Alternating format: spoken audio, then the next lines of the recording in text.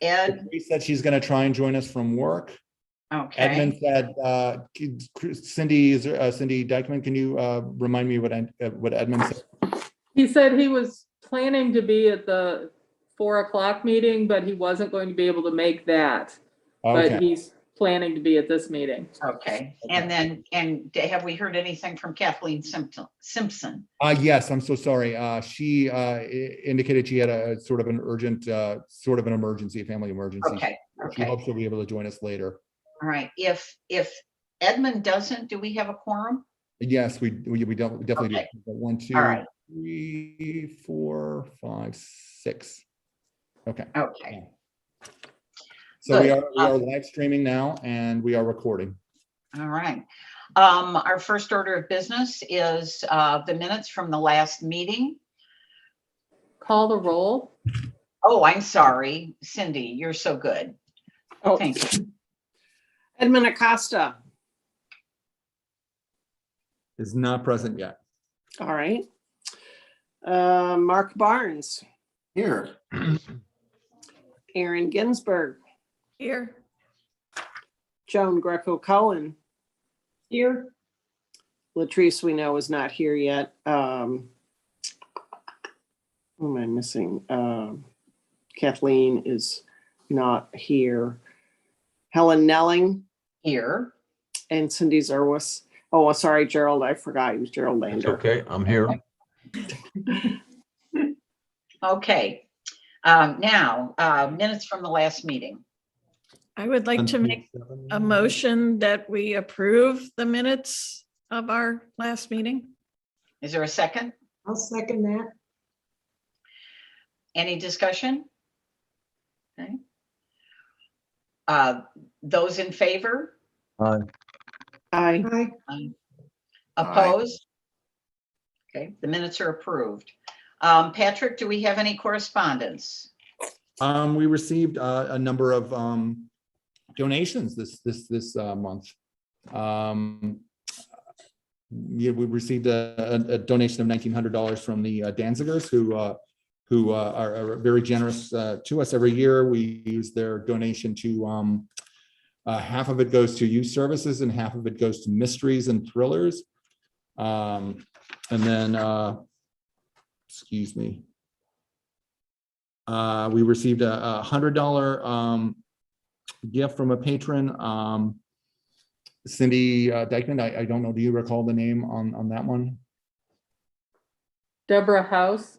Deborah House. And then we received another donation just the other day. $200. We haven't seen yet, right? Did you find No, that? this- Oh, great. No, this is not that one. Okay. Okay. So I think we've received 2 $100 donations and then a $50 donation just the other day that we have not actually found yet. So, That's great. and by we haven't found yet, they're in, the daily envelopes and it got put in the next days. So Well, Kathleen Gallagher, do you recall any other correspondence of note that we've received? Okay. since council liaison is not here, we'll He hear from is, him. Stacy's He's here. here. He's here. Oh, he's here. Why can't I see him? He's on our screen. I see him. Hi. I don't. Hi. I see. I'm sorry, I Hola. can't see you. What do you have to tell us this evening? Yes. Well, good evening, everyone. A couple things. As I've presented for past several months, Olive 170 is moving. Excuse me, moving forward. You've probably seen, or perhaps haven't seen, some of the old buildings and seen a very large mound of dirt that now resides on the south side of the street. We are working with the construction crew on trying to balance their construction schedule with the lives of the folks who still reside over there, and frankly, the lives of those who traverse Olive. We're working with them on accommodating rush hour, and not ideally having big trucks crossing the street. not 8:45 in the morning on Olive. Some measure of success, but that's kind of limited. As it relates to the night work, we are working with them on some sound dampening measures. The reality is there's a pretty aggressive timeline associated with trying to get the Costco pad prepared. And what they're fighting is the uncertainty of the winter. A really bad winter means likely significant delays. And so they're trying to get as much done as they can before the weather potentially turns. Now, if it's a mild winter, they can keep working and you know, they can stay on track, but of course we don't know. So they are working aggressively to try to get out in front of that and get as much time, get as much done now before the cold weather starts. So that's the conundrum we face, but we're moving forward. In terms of the council, we had a meeting on on Monday. The agendas have candidly been pretty light. I think the most significant thing on this agenda was some TIF refinancing, or well, an amendment to the TIF, if you will. Essentially, there's interest that's paid to the developer as a result of them funding the development, putting the money in up front. And that rate of interest, as it currently stands in the redevelopment agreement, either manifest as prime +2 or 8%. And it's the greater of the two. Right now, prime is about 3.25. So in that scenario, it'd be about 5.25% or 8%. What the council has done is, working with the developer, essentially said this: we're going to cap the highest interest rate that we would possibly have to pay at 8%. In exchange for that, what we surrender is the ability to essentially refinance for 10 years. So what does that mean? Like in a mortgage, with our TIF obligations, we could refinance for a lower interest rate than what we are currently at right now. The thing is, it looks like the interest rate environment is going up. It looks like interest rates will be climbing. And so it's kind of a hedge against that. We won't go above 8%. We could go as high as 10% with the prime +2 scenario. So we're hedging against that for 10 years. So we can't refinance to go lower, but we won't go above 8%. So candidly, I think there are arguments on both sides. I think you can say, look, we're taking away our ability to get a better rate, but then the upper level could be as high as 10%. So I voted in support of it. The council did unanimously. But it is one of those things. There are folks that could say, I don't think you should have done that. And I would appreciate that opinion. I really would. And if it were my own money, I probably wouldn't. Yeah. Public's money. And so I got to be more conservative. Can't know what you can't know. Right. So those are the biggest things going on right now. I know I'm always asked about the hotel. Patrick, I don't know if you have any updates on that. I can commit to getting back to folks via email, but Patrick, I don't know if you have any updates on The one at Delmer Harper. Yeah, I haven't heard anything real recently about that one. I mean, heard about, Costco and the Crown Center and some other ones in the city meetings, but hasn't been a real topic of discussion lately, I don't think. Yeah, I'm not. I can check with Brooke and see if she knows anything about it. Okay, yeah, I mean, if you want to do that, I can as well, but yeah, I mean, maybe an email update to the library board just about that would be appropriate. We would appreciate that for sure. Okay. Stacy, one of the things we were speaking of earlier is the permitting process for our phase 2A. And we have been apprised that in the absence of a planning director, the assistant city manager is taking those duties.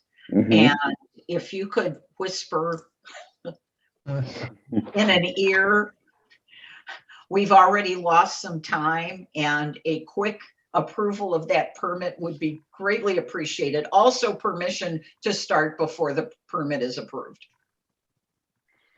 Okay, yeah, Patrick, if we want to communicate via email, or if you want to give me a call tomorrow, we can Sure. talk through that. Yeah, I think I might be able to help. I think for one of our political subdivisions, we can Super. probably Super. move Appreciate a little bit it. faster. Thank you. Any questions for Councilmember Clay? Thank you for being here. Yeah. Thank you. We really appreciate your participation in these Oh, meetings, absolutely, keeping us in the loop. absolutely. Okay. Hey, Edwin. Hi there. Oh, here comes Ed. Hi. Hiya. There is no presentation by bond architects. That's just a holdover from previous meetings. Patrick, librarians report. Okay, one item from the consent agenda that I wanted to bring out, if the board does not mind. Oh, and that was the MLC has voted pending approval from each library's board with entering a reciprocal agreement, borrowing agreement with the two neighboring library systems. And those are the Jefferson County Library and the Scenic Regional Library System. Both systems have signed a reciprocal agreement with the St. Louis County Library, which is based on the same one that we have with the St. Louis County Library. No funds would exchange hands. It would just give residents of each district the ability to get a free library card at the other systems. I didn't put it on the action items today. I did include the language from the most recent St. Louis County Library agreement for the board to take a look at, and thought I would put that on the agenda next in December for the board to approve or not. Okay. Discretion, but if anyone had any questions about it at this time, it's fairly straightforward. You can go and get a card at either of those systems, then check out anything. The MLC was discussing limiting borrowing to items for which we do not pay a per item usage. The ones that we do have that sort of payment plan with are Canopy and Hoopla. But those library systems, should they have those two same things, would have the exact same collection. So county had started doing that. We Okay. that. Anyway. I'm in Cindy. Where is the second district, the one called Scenic? Oh, it is in a nearby place. I think it's I'm bad at Missouri. I had no idea where it was. Yeah, I'll send out the parameters of it. It's not St. Charles County, but yeah, I should have looked that up. Okay. Is it areas north of St. Charles County? It's either north or south of St. Charles County. Well, Yeah, this is something I North should. or south? Okay. Yeah. North or south? It's nearby. I'm always in favor of anything that gives our patrons more access to more materials. Yeah, we estimate this will be about 5 people from each, five U City people getting a card somewhere else and 5 of them. Well, if there are 5 U City people who work in those areas and find it more convenient to go there, you know. Yeah, and the regional systems in Missouri are cross county, so it's not just one geographic area. Patrick, Yes.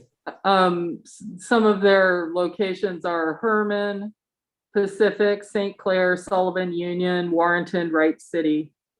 Okay, great. Thank you. Okay. I just wanted to get an idea of how big our reach was Yeah. extending.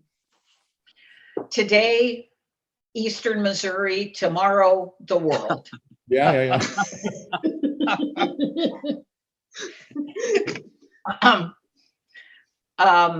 What else do you have on your mind? Mark? Oh, Mark, I'm sorry, on my iPad, I don't have the ability to hit the raise hand. I apologize. So with this, I'm rather new to this. Why is it necessary to get if you don't mind my ignorance, why is it necessary to get apply for a card at those libraries? Is it sort of a computer issue where we don't have the interoperability? So that we just can't take our card there and vice versa?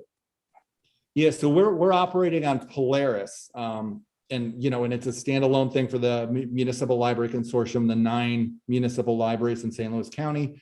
They're operating on Evergreen, which is a statewide project that, years ago when it started, we in the MLC had pushed for them to join us on our thing, but they're going with Evergreen, which is an open source system.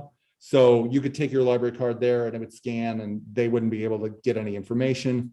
So just as right now you'd have to get a St. Louis County library card to use them, which you can do for free. St. Louis Public Library card, which you can do for free, and a St. Charles library card. The state would love it if we would all go to Evergreen and could just borrow seamlessly through the whole state. But that, within the MLC, there's several of the libraries that feel that we would lose something of our own, unique flavor.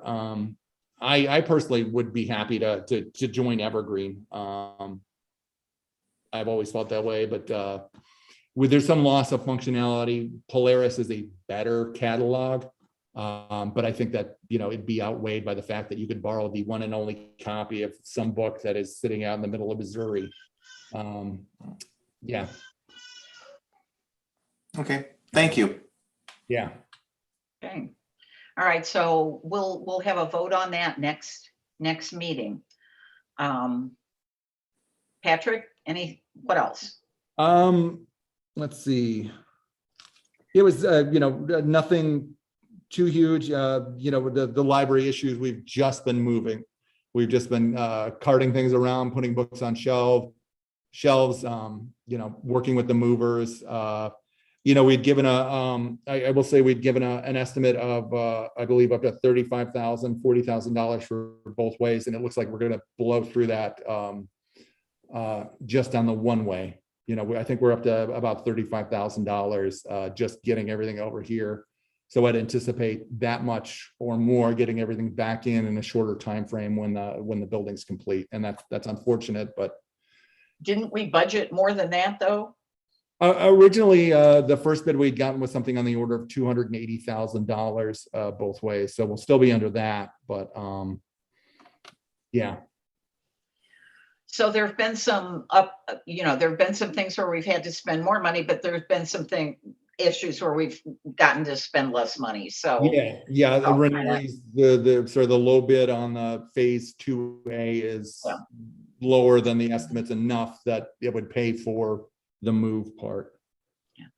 I just like to add, and we talked about this in the committee meeting, that everybody on the library staff has been working so incredibly hard and doing things that one doesn't do every day.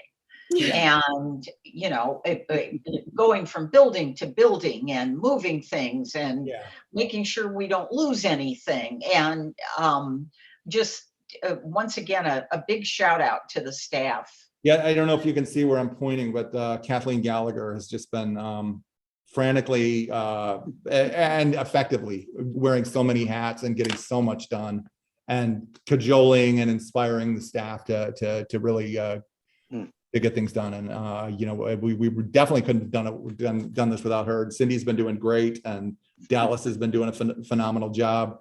The entire youth services staff have got most of their collection shelved at the cost of a couple of unfortunate sort of, you know, back sprains and some other things. So we're slowing them down a little bit. Can you remind me where the bulk of the collection that's not going to be on display and at the new place, where those going to be stored? So we'll have, you know, we've got, I'm going to guess about 15% of the collection, maybe slightly more in 6900 Right. that patrons can browse. We'll have, I would say 70% of it here in UUM. And then of the rest, a lot of it is in storage, high density storage in the basement of 6701. And that will be inaccessible for a good part of the renovation process. And then we've got some stuff that we're hoping to put in the old library building at 830 Trinity, you know, right behind City Hall and what used to be the fire department. Is that place waterproofed? I mean, you know, it looks like not it's leaking. Yeah, it's not leaking in the, you know, there were some leaks in the foyer. They had some problems with the boiler, and then they had some asbestos abatement that they had to do. And my understanding is that is within sight of completion now. And that hopefully we'll at least be able to move the boxed items over there. And it's looking more likely that we'll just be storing stuff in boxes there that won't be accessible again until the renovation's complete. okay. Thank you. Patrick, I spent quite a bit of 2021 cleaning out my basement. Mhm. So I've got space. You guys, so we can bring some boxes of. Absolutely. Absolutely. You better check Helen, the we could Helen. make you regret that really quickly. Really quick, yeah. Ellen, you better I gave 28 boxes of books to the Wow. Salvation Army. well, you better check your foundation too with the weight of those books. I've been I able am waterproofed. to inaccurately predict how many boxes we would need every Okay. single time. Like every, you know, we had 500 boxes saved to put books in, and I bought an additional 200, and I'm like, oh, I hope that wasn't too many. I don't want to be wasting that money. And I think I bought, you know, by myself, like 2,000 boxes now. And Kathleen's gone out and bought some, and, you know, and now we've reused a bunch of them so many times that they're falling apart. Yeah. It keeps taking more. Yeah. Okay. There's a lot of books. Cindy, I'm sorry. I have a question. How did you make a decision on which 15% of the collection to put in storage for 6 to 8 months? So Kathleen, you know, ran the reports on it. It was, you know, we weeded heavily. We weed regularly, like books that nobody's checking out anymore. So we've been weeding in anticipation of doing this. And as, you know, Trinity was just not available. So those items that hadn't circed in, you know, between 4 and 5 years went into like storage in the basement that aren't going to be accessible. Those that haven't circed in 3 and 4 years, you know, are going to Trinity with the thought that we would have Trinity available. And then everything that's circed in the last 3 years is coming here. And I know I'm misspeaking, Kathleen, if you want to go into further detail about that. No, I mean, that's absolutely the situation. The primary parameter or determining factor is how recently the item has circulated. And then the other things we look at is how many total times it's circulated. And in the case of nonfiction, also, and this pertains more to weeding, if it's just too old, you know, we look at the publication date and then that just has to go because it's not accurate or, you know. We don't want to have a 20-year-old book on blood pressure or something, you know. Yeah, anything in the health field, anything in computers, you know, anything in starting your own business. Right. You know. So is there a way that you can put a notification within the computer system so that when patrons are looking, they can say, oh, that one's not available. I'll have to get it from another source? Yeah, we've got notes in there that says, in storage, please put on hold. In storage, please ask a librarian. And then a lot of the things right now are just unavailable. We've clicked a box and you can't see it in the catalog, but we can. So and as soon as youth services, they have most of their collection up. So Kathleen's talking to youth services and technical services to get that message changed. So now it's available, just put it on hold. Our DVDs are almost all the way ready. So the same thing there. And then we have to go down into the basement here, move 400 boxes out of the way so we can put shelves up and then move the boxes back in and start doing that. And like I said, I hope by the end of this month, we'll have a significant portion of that stuff where we can find it. When someone puts it on hold, we'll be able to go and quickly grab it and bring it over next door. Aren't Thank we you. lucky that we belong to a consortium so that patrons have all those other libraries available to source books and materials from? Yeah, this is the first month since about 2011 where we've been a net borrower. We borrowed more books from the consortium than we lent. Yeah, because we are one of the deeper libraries. Yeah. We are a staff of book hoarders. We want to keep all the books, and it was a little painful trying to winnow the collection down to 188,000 items, 220,000. So 10,000 of those items were LP, long-term records that really nobody wanted even for free. So. And also remember when you renovated your kitchen and you put everything in boxes, there was stuff you never got back, right? That omelet pan, you never found it. So, what else do you have, Patrick? The rest, I would welcome a motion from the board to accept the consent agenda of the rest of the items in there and then go on to the discussion items. Okay. Can I have a Move that motion? we accept the consent agenda. Second? Second. Any discussion? Okay, let's do a roll call on this. Okay, Edmund Acosta, Aye. Mark Barnes, Aye. Aaron Ginsberg, Aye. Joan Greco Cohen. Aye. Has Latrice joined us? I don't see her. I don't think so. Gerald Lander, Aye. Helen Nelling, Aye. and Cindy Zerwas, aye. Okay, the motion passes. On discussion items, the reciprocal agreements, we just kind of talked about those. Yeah, did anyone have any questions about that? The building renovation, the schedule's been kind of a moving target, even as late as 5 o'clock this afternoon.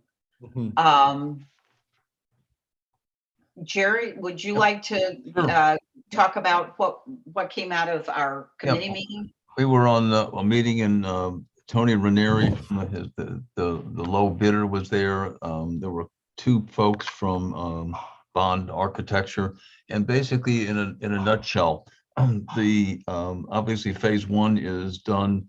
The windows and doors are in. Patrick says they're now being put together and then they will be installed. I think they said they can work with two at a time.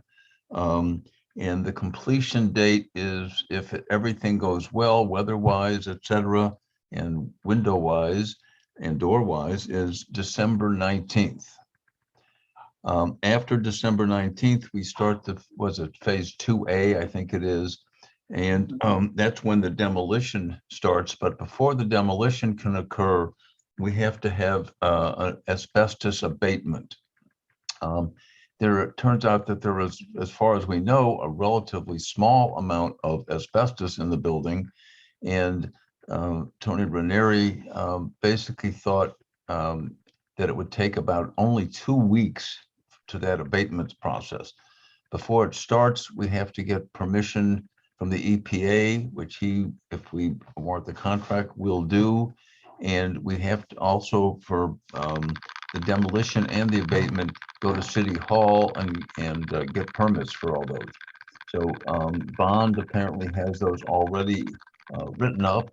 And we hope with Mr. Clay's help, as well as everybody else that you can talk to, that we can turn that around fairly quickly. I thought at first that they were going to be needing it right away, but since we have to wait for the windows and doors before the abatement can go, we really do have a longer period than we can.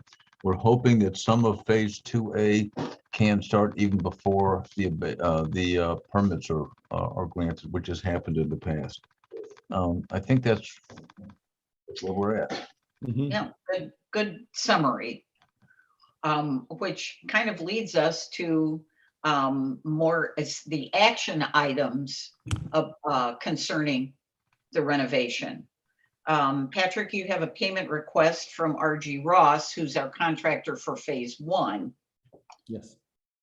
$19,264.41. Bond did certify it today.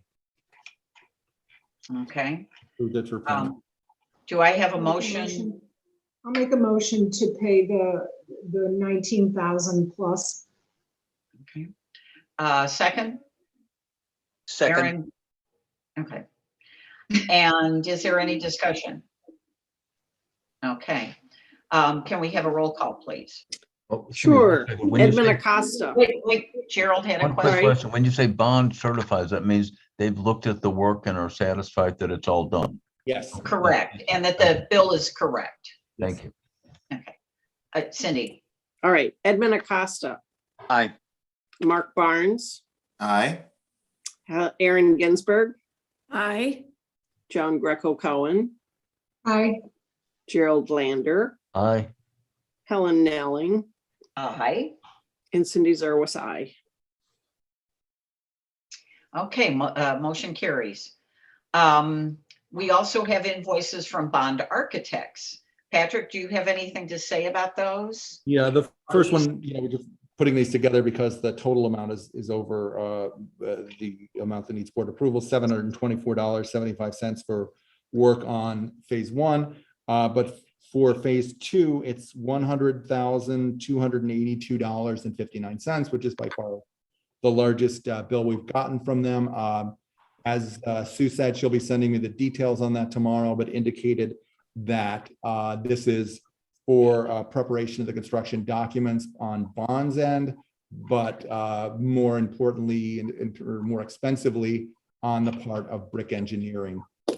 The engineers going in and finalizing items for phase 2, both for phase 2A and phase 2B. Okay. Okay, Patrick, I'm gonna pull a Gerald. Have you reviewed those and is it a breakdown line by line? I'm sorry, I didn't get a chance to look at the documents, so. Yeah, no, I do not have that yet. That's what we asked them for that this morning. And they said they would send it. And now just in the building and grounds meeting, Sue indicated that she had talked to her office person who would send that to me tomorrow. So I have not seen that yet. can we do that by resolution? Can we approve that by resolution?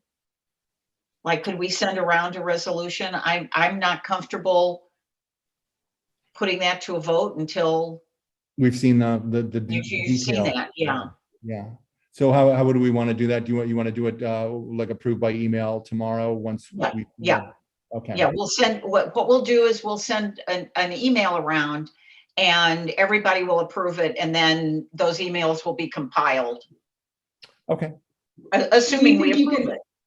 Do you think you can get it? I'm with Helen. I don't know. I mean, if it was a $20,000 thing or a $15,000 thing, I think I'd be more okay with it.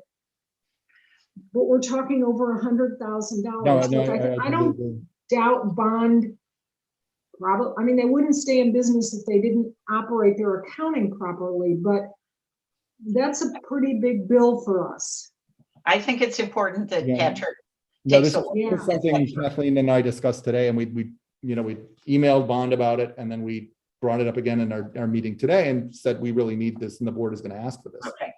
All right, let's do that, and then So check our email tomorrow.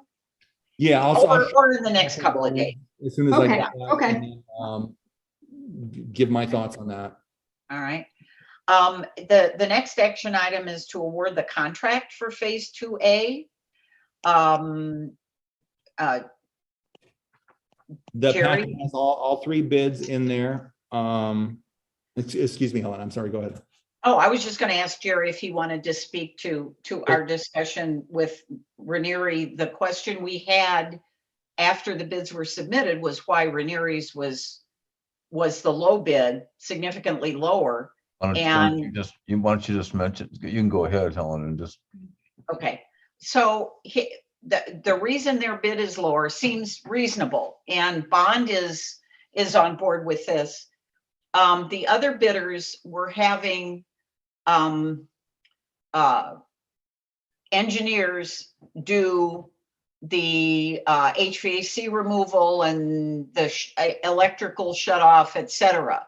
What Ranieri suggests is having, it's called a keep safe methodology, where the engineer comes in and turns off the electric and disconnects everything, and then you have lower cost laborers carry the stuff to the dumpster, so that you're not paying engineering wages to carry stuff out to a dumpster. Bond is very comfortable with this. The committee seemed, Jerry, if you want to back me up, the committee seemed. Oh, they were 100%. It just seemed to make sense the way he talked about not letting people who were making $180 an hour carry trash. Just dividing the labor up more differently than other companies. He also stipulated that his employees would be taking care of anything that we were saving, that he had a subcontractor who would take care of things that were going to the trash. But anything we wanted to save, our Tiffany lamps, mother's wedding album, Tony and his W-2 employees would take care of that, because he wanted to make sure that none of that stuff was damaged. Bond has worked with Ranieri for 20 years, and they are also recommending that we approve them as the contractor for phase 2A. Does anyone have any questions about? In You need the a motion? one Oh, question, Go Edmund, sorry. Wait, Ed, were there any additional deliverables that were in the two higher price bids? no. Okay. Yeah, I Everything think was covered. we talked about a lot of these things at the bid opening.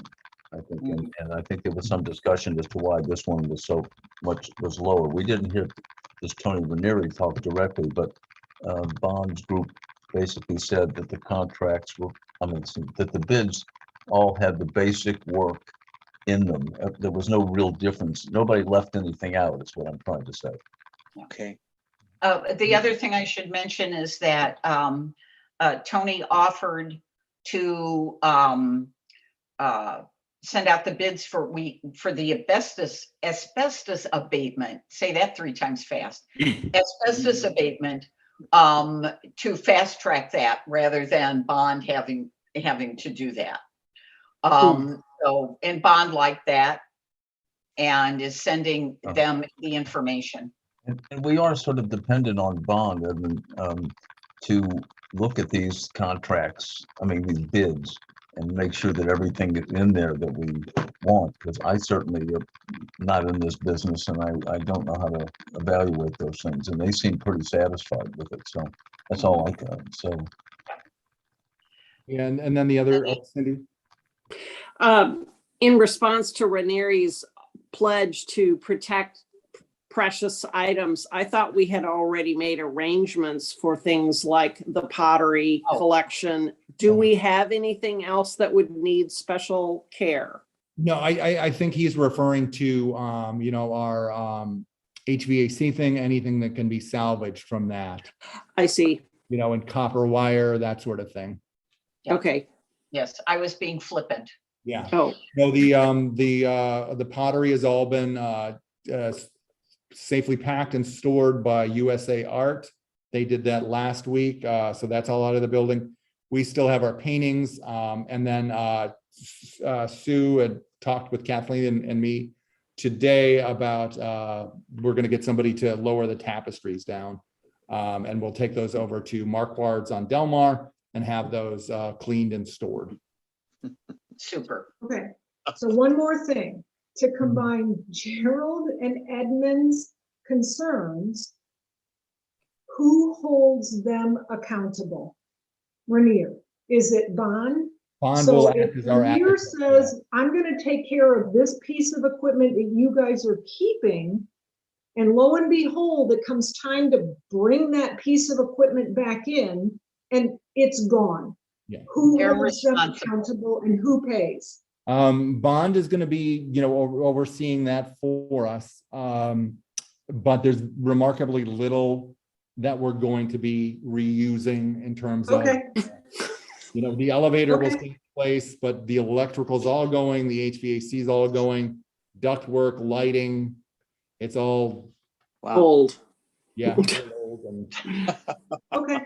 Yeah, but I mean, like, you know, we're not renovating the Lil's treehouse. So if they took out the tree and threw it away, that would be on them, and Bond would be the one Got to it, okay. negotiate with them. And Ranieri had also indicated that they are, you know, we'd asked, and we keep sort of not following up as much as I should, on WBEs and MBEs, women-owned businesses and minority-owned businesses. Ranieri itself is a WBE. One of their subcontractors, Ashinger, is a WBE, and he'll be sending us a more detailed list of their subcontractors with their designations this last time. In phase one, we had 2 minority-owned businesses, but it doesn't seem we have that in this, but we'll We find don't out. know yet. We don't, yeah, We we don't don't- know yet. Yes. Sue sent an email while we were in meeting from Ranieri, forwarding from Ranieri that that Supplied Industrial Solutions, who performs the make safe process of the mechanical equipment, is an MBE. Oh, great. So Okay. And those bids, by the way, for those of you who ever haven't seen them, are on page 35 of the minutes, the 3 bids. And what is he? I think Ranieri is about $85,000 cheaper, less than the second low bid. Yeah. And Because we- of this. you know, we had a great experience with the second low bidder, but you know, we feel obviously that it's important to go with the low bid with public funds like this. Especially with Bond's recommendation. Okay. Thank you. Can I have a motion? But the Karen? motion is going to be to approve depending on the actual bidding, the actual vote tomorrow or the next day or whenever we get it. No, that's for something else. That's for paying Okay. Bond. Oh, What okay. I'm asking for is a motion Oh. to award the bid for Okay. phase 2A To to Ranieri. Ranieri. for I'll Ranieri. make the motion to award the bid to Ranieri based on Bond's approval of them as the contractor, or whatever the right terminology would be. Okay, second. Aaron? Is there any more discussion? Okay, roll call, please. Edmund Acosta, Aye. Mark Barnes, Aye. Aaron Ginsberg, Aye.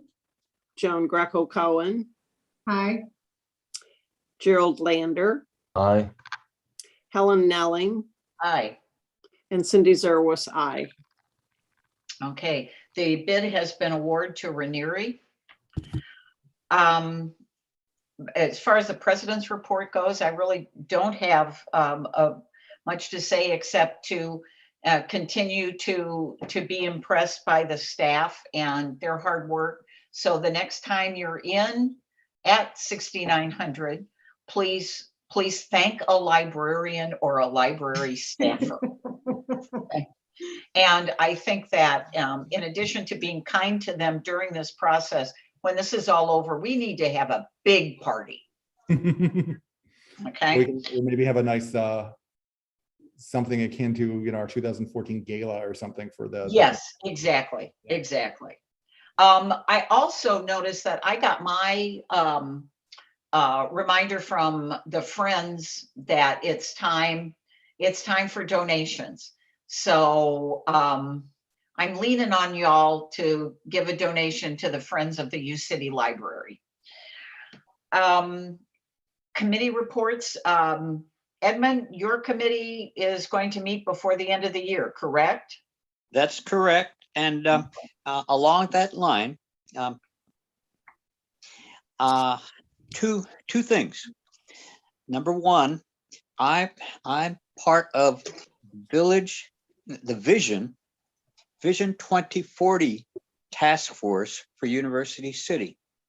And just during one of our meetings today, the question of aspiration, what are your aspirations for University City?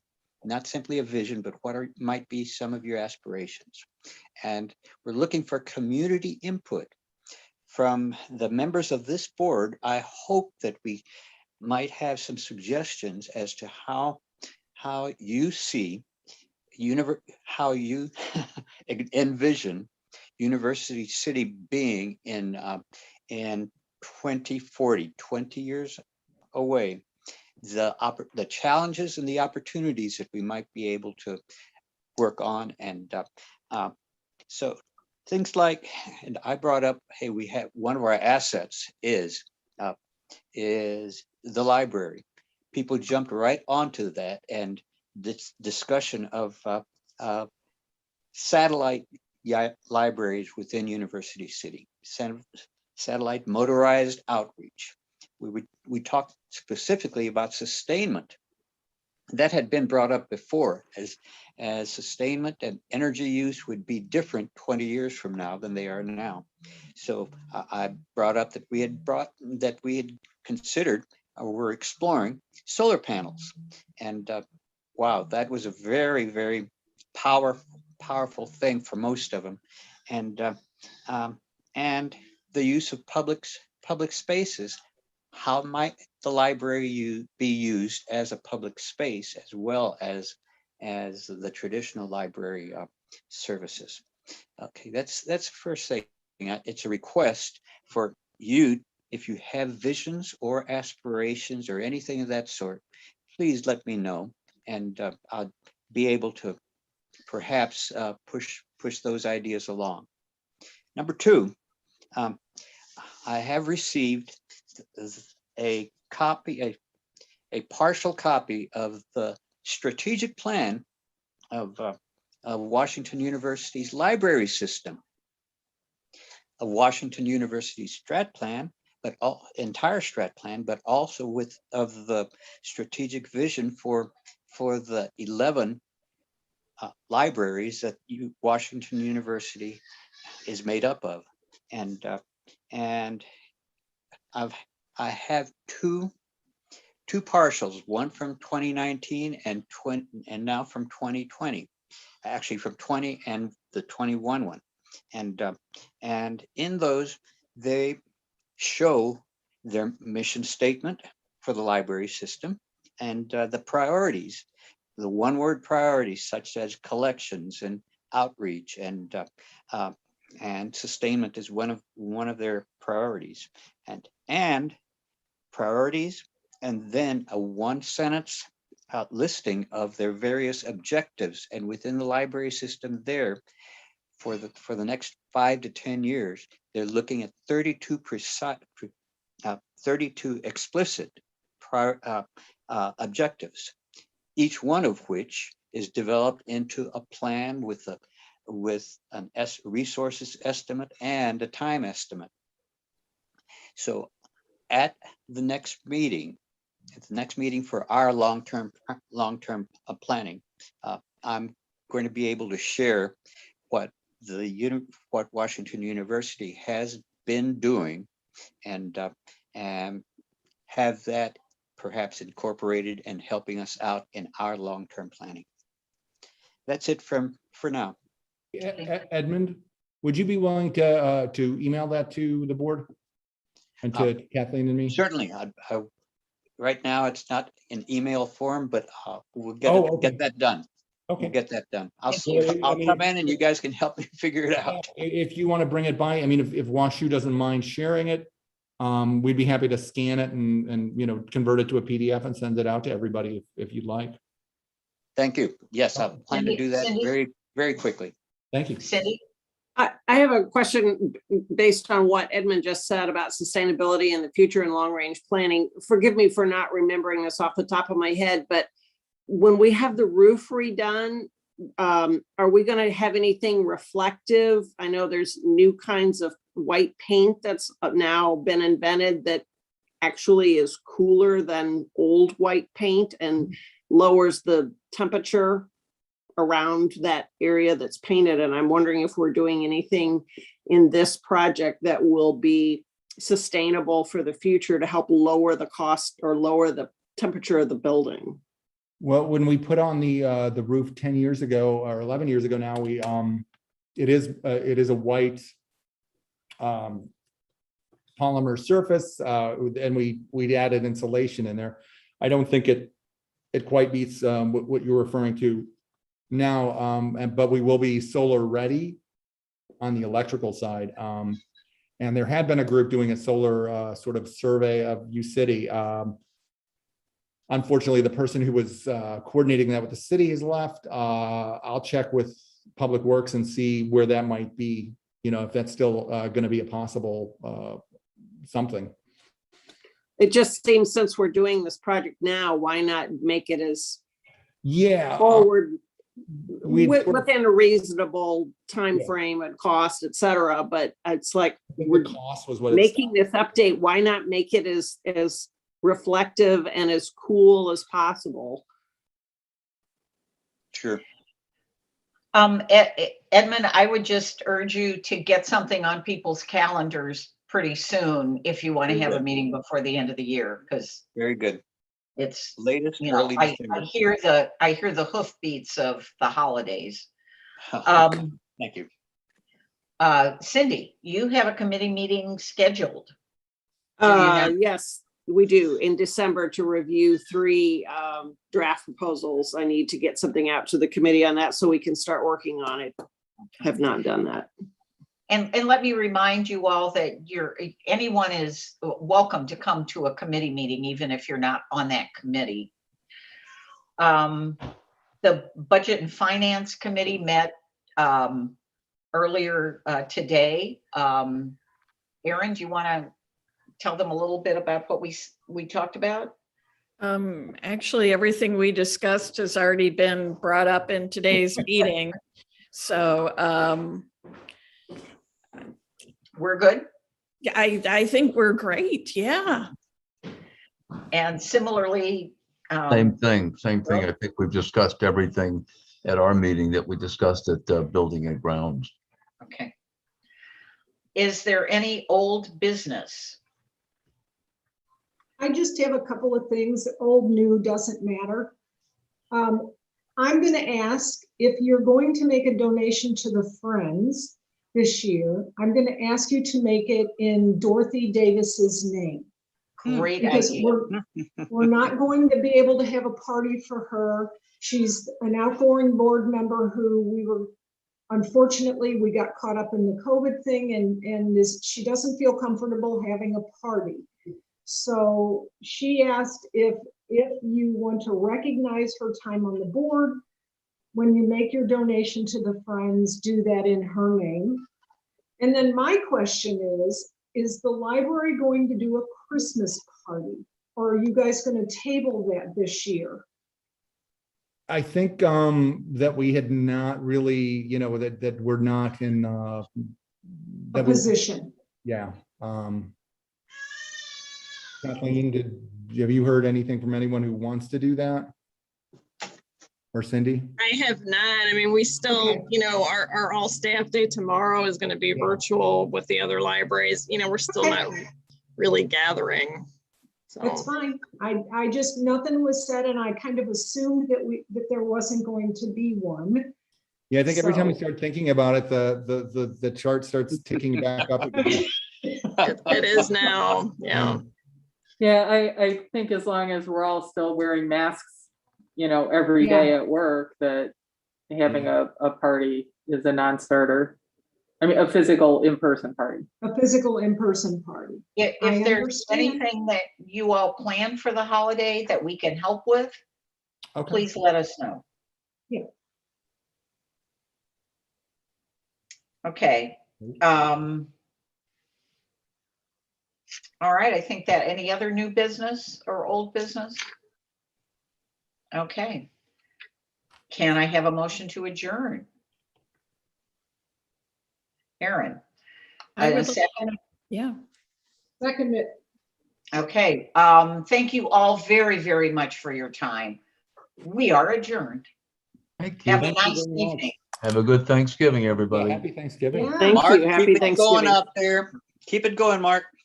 Okay, everyone. So All right. long. Yeah, Mark. Bye-bye. Night, Bye, everyone. everybody. Hey,